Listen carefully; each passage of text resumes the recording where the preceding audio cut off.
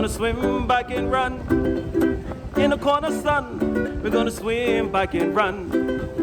In the corner sun, it's breakfast with Bob.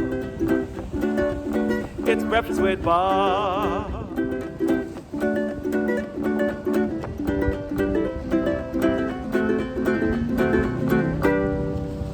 Pancho Man, thank you so much, Pancho Man, bringing us back to the Big Island of Hawaii at beautiful Huggos on the Rocks. This is the not quite Kona edition of Breakfast with Bob. My name is Bob Babbitt. Our next guest, longtime triathlete, 2013 Indianapolis 500 champion, Mr. Tony Kanaan.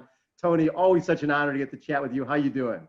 Good, Bob. Thank you. Nice to see you again, even though with this new rules that the world made us through a screen. I much rather be sitting with you on the beach in Kona, but nice to see you. It's at least at the background. It's making me miss that place so much. I know. So Tony, when did you, obviously you've grown up as a racer. You've done Indianapolis 500. Is it 19 times now? 19 times, yes. 19 times. That's unbelievable. Besides winning, I think you've got something like eight top 10s. Yeah. No, 8 top 5s. 8 top 5. 1/9. That's amazing. So what is it about that place? You live there now. What is it about that track that is so good for you? Bob, it's like for people that don't understand about racing, I'm going to try to do an analogy like triathlon, right? Yeah. You have some really good Ironman triathletes. You have some really good 70.3 triathletes, some good sprints. So it's like the track just suits me. The way that the layout of the track is, the way that you gotta drive it, it just really suits my style. And I consider myself extremely lucky because my style suits the best race in the world. So it's kind of, it's kind of suiting, but that's what it is. I mean, I've always been really strong there since day one. Since the first time I ran there, I led more than actually the first 10 times that I raced there. I led races all the 10 times out of the 19. So I think I led a total of 13 times. I led at least one lap in that race. We've been pretty strong. So it's just a style. It suits my style. So you're the only driver to lead Indy in his first 7 starts. Yep. Here we go. You know more than me. So. Well, 17 career wins total, 15 pole positions, IndyCar Series. So when did you start feeling like, has endurance always been part of your life? Or is that something that came in a little later? No, triathlon, it's always been part of my life. Since, if I remember right, I started swimming, I was 5 years old. So the swimming and the biking, right? When you're a kid, you ride your bike all the time. So I wasn't saying that I was going for rides, long rides or workout rides. But so then when I was 13, I started running as well because I was racing go-karts. I started racing go-karts, I was 8. And that put me to swim because I needed it to have neck, shoulders. I had to be strong to be able to drive the go-kart. I'm a short guy, but I actually grown after when I was 15, 16. So I was kind of like behind the curve as not being, on the curve of my age and my height. So I had to be stronger, and he put me to swim. So then one day, one of my coaches said to me, "Well, you already do all 3. Why don't you sign up for a sprint?" And I look around, and being as competitive as I am, I'm like, nah, sprint's too short. I need to do something better. And I signed up for a 70.3. That was my first one. Like first triathlon was 70.3. Go big or go home. Yeah, I went to Oceanside, sorry. Yes. And I obviously was clueless. Once I got there, I was like, what am I doing here? Why did I do this? Why am I going to take myself? I don't know. It took me, I think, 6 hours to do it the first time. But so I figured that if I did that, anything else was going to be, if I did a sprint or Olympic after that, it was going to be easier. And that's actually what happened until I got the challenge by, some of my sponsors, Track and back in the day, some of the other sponsors that I had, Track still with me.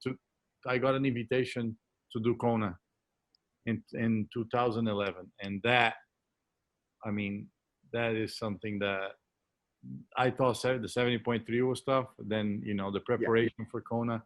You remember we talked about it in your show. I did Kona in between two IndyCar races. I raced on Sunday. I flew to Hawaii. I raced in Hawaii on Saturday, and I came back in the following weekend. I was racing the IndyCar again. So that was the most fun experience I've ever had.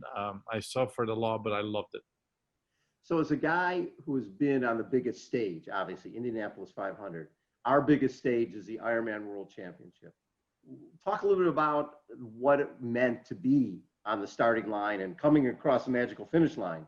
Well, the way you drive. Bob, you got to think, how lucky we are to be triathletes or be part of an Ironman or a triathlon. Because let's say if you want to race an IndyCar, if you want to race at the Indy 500, you can't. No. Right? An ordinary people can't. But if you want to race the Ironman with all the pros, you can.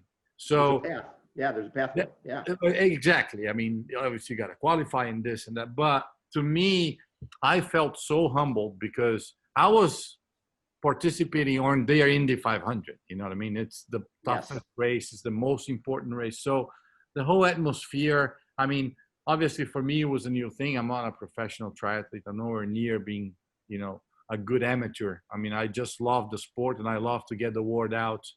The more people we put to do the sport, the healthier they're going to be. I mean, it's just so many positive things about it that I'm a huge advocate of Ironman or trying to have people just go do something. It's possible. Because some people say, I'm too busy. Well, look at me. I'm busy and I still do it.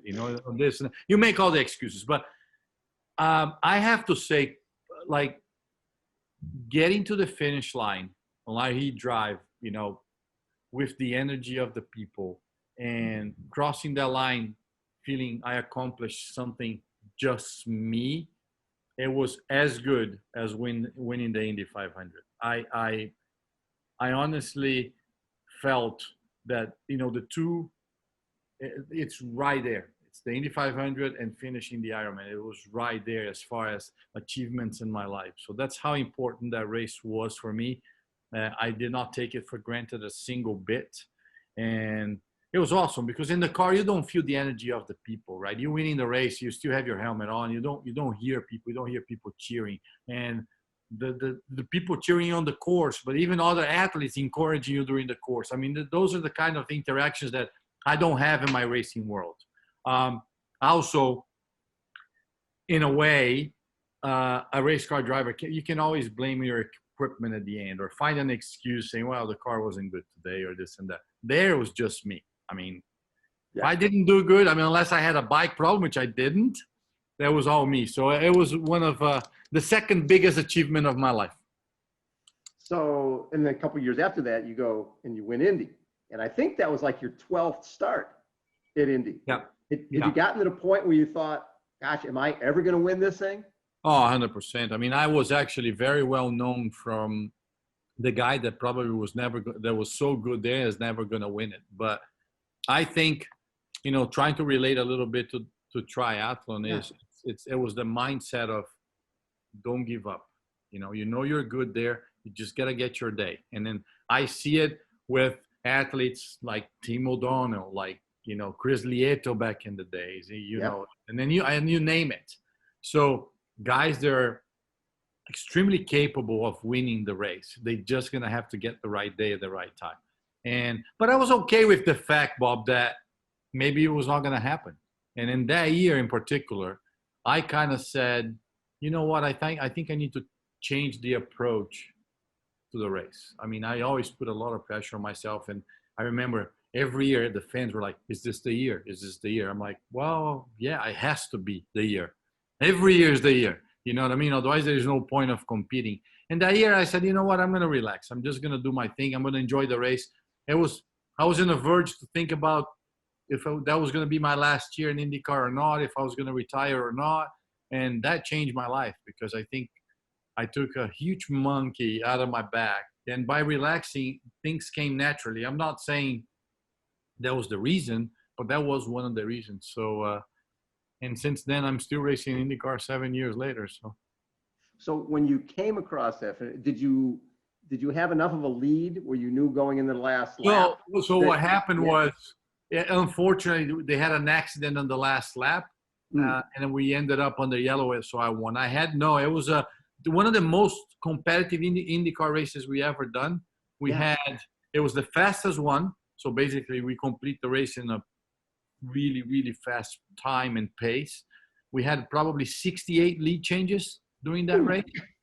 So we didn't know who was going to win until the last lap. And then I actually put myself in a position on the last lap to get the lead, because I knew if, by the rules, if something would happen, that was going to be it. And sure enough, 2 laps to go, somebody crashed and went yellow, and they had to finish the race, and I won the race. So it was very, very emotional, Bob. I think that is a dream that I had. I lost my father when I was 13 years old.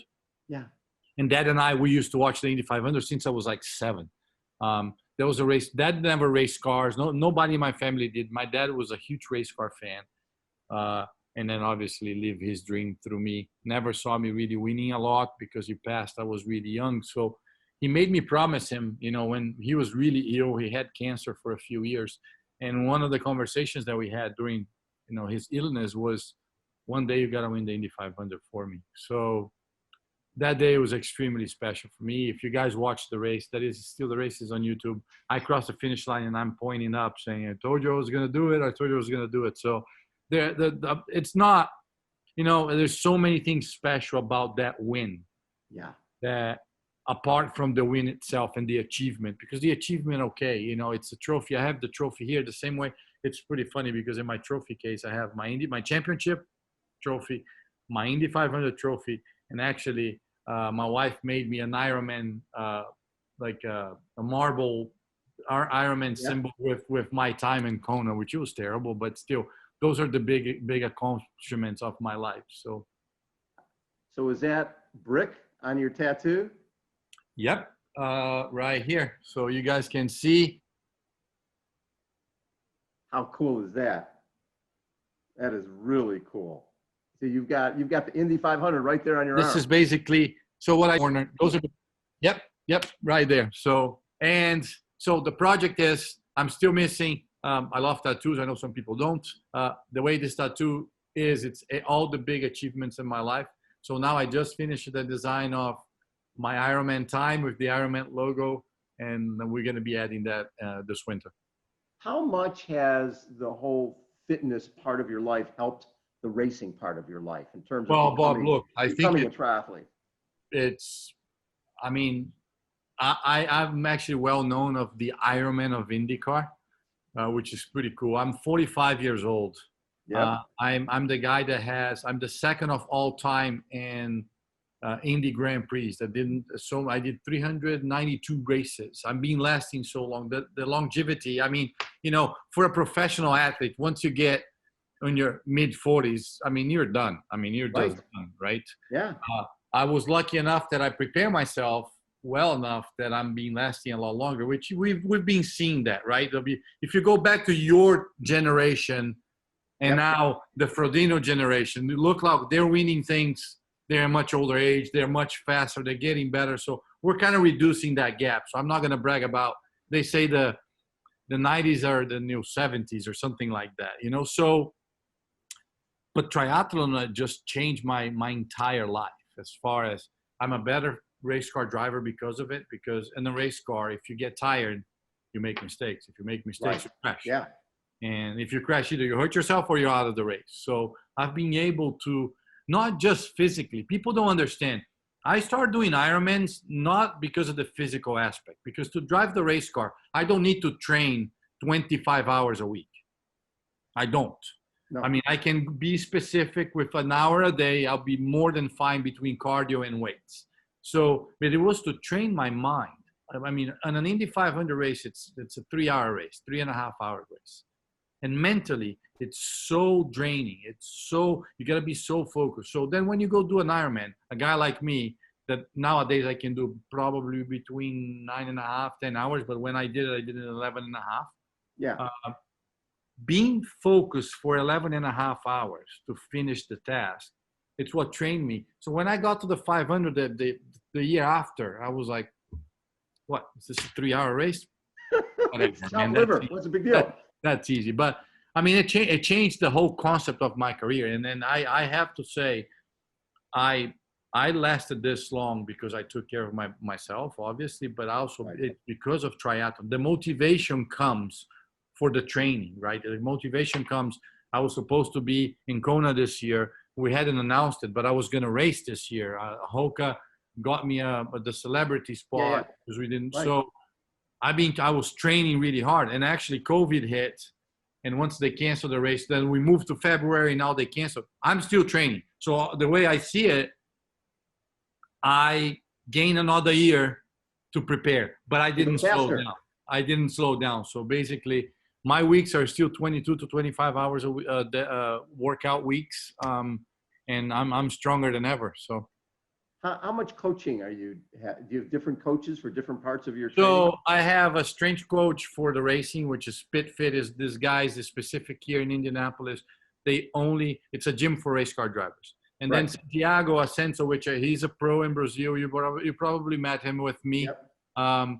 He's my triathlon coach that basically sends me all the, the tips. And obviously I have to say throughout my career, Crowe is helping me a lot. They have Sansigo. They train a lot of athletes, and then every 3 months he checks in. I kind of consult with him, say, hey, am I doing this right? We talk a lot, so I can't complain. I have very competitive coaches that want me to do a lot better. So I gotta be careful how slow I'm gonna be. You also won the 24 Hours of Daytona 2015. Yep. Now that is a total different animal. It is. It's a kind of different dynamic of racing, right? Because you're sharing the car with 3 other guys. So although it's a 24-hour race, you obviously don't race the entire 24 hours, but a long race. And then again, that prepared me. And you guys got to understand what's the relationship. People go, what does triathlon has to do with racing? But you're sitting in a race car, regardless if it's the 24-hour car or the Indy car, it's easily 95 degrees inside that car. We lose 4 to 5 pounds per race. Inside the race car, it's so tight, we don't have room to hydrate. We have a little Camelback with a little motor. Actually, we use you guys gonna relate to this, the windshield wiper machine on your guy's car, that little pump, that's what we have. But you're talking about a little Camelback because you can't carry extra weight in the car and all that. So you don't have a lot of hydration sources or, I'm going to take a gel now to be able to do this. And so that helped me a lot. The physical strength that I got on triathlon. I even actually, I'm very well known for not remembering to eat and drink during a triathlon because that's not what I do for a living. So I have to have all the alarms in my watches, and you gotta eat to do this because the way we do it, when you're in, but obviously triathlon's a lot different. So, but that trained me that I'm much better. I can go to a 3-hour race now, an IndyCar race, and don't have one sip of water or any energy drink, and I'll finish the race just fine. Obviously there is a preparation, the hydration prior to that. Nowadays, technology made it, we work really close with Infinite. They measure my sweat. Now they make a drink that actually supplies all the minerals and the vitamins that I lose. So anyway, but yeah, triathlon helped me on that too. Well, and also you found your secret weapon was UCAN, right? Yeah. One of our sponsors. You found that for driving. And I never told anybody. And then 2 years ago, they start sponsoring TO, and then I'm like, guys, this is so. I've been using UCAN for the past 10 years. I mean, since they started, and I never told anybody. So that obviously helps to the mixes of the Infinity and the UCAN. I'll have that, my 2 mixes, and then I have to take an hour before the race. It's a slow release. People, if you guys don't know, go check them out. But and then I'm able to just do a whole IndyCar race without having to do anything. Love it. Tony, you obviously still love it. And I'm sure you love the fact that these guys look at you and go, hey, this old guy's still kicking our ass. What's going on here? What I love about this is they know when it's such a hot day, we go to the racetrack. This year, especially with COVID, we had to change schedule. So we raced in Texas in the middle of the summer. And you go to a racetrack and it's 98 degrees, air temp, and you have to race and you can see these people, these guys, these other drivers like, oh man, well what? And I'm like, yes. And they know that. So I like the intimidation of that. It's pretty cool. Love it. Hey, Tony, thank you for always being so generous with your time. We love having you in our sport. You bring so much energy and excitement, and having an Indy 500 champion as part of the world of triathlon, there's nothing better. No, Thanks, Bob, Tony. thank you. I mean, I love the show. I'm a big fan of yours. I think I said I would rather be doing this in person, but we will do it. 2021, I'll be there, and we'll definitely do it. I will have Poncho Man do a special song just for you. Perfect. I love it. Tony Kanaan has been our guest again. Breakfast with Bob. My name is Bob Babbitt. Hold on, everybody. We will be right back.